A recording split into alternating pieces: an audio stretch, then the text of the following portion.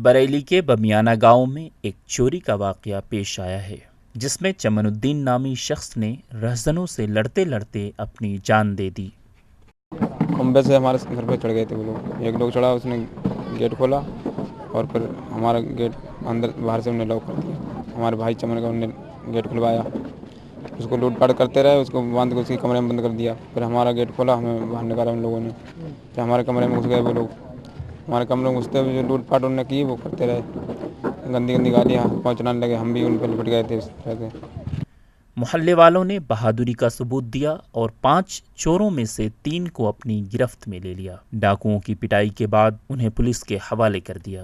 कल रात बमौरा थाना में एक बमिलिया गांव में कल 5-6 डकैट्स ये घर पे घुसा था। वो घुस पे उन लोगों ने लूटपाट करने की कोशिश की। उस पर घर का अंदर सभी लोग जग गए हैं। जगने के बाद वो उनका साथ धक्का मुक्की हुआ। उस पर घर पे एक व्यक्ति का चोट लगी है।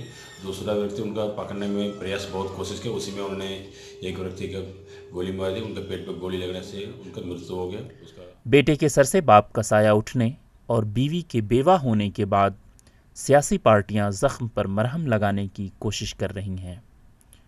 समाजवादी पार्टी के रहनुमाओं ने पसमानदगान के अहवाल जानने की कोशिश की है। ईटीवी भारत के लिए बरेली से मुस्तफ़ीज़ अहमद की रिपोर्ट।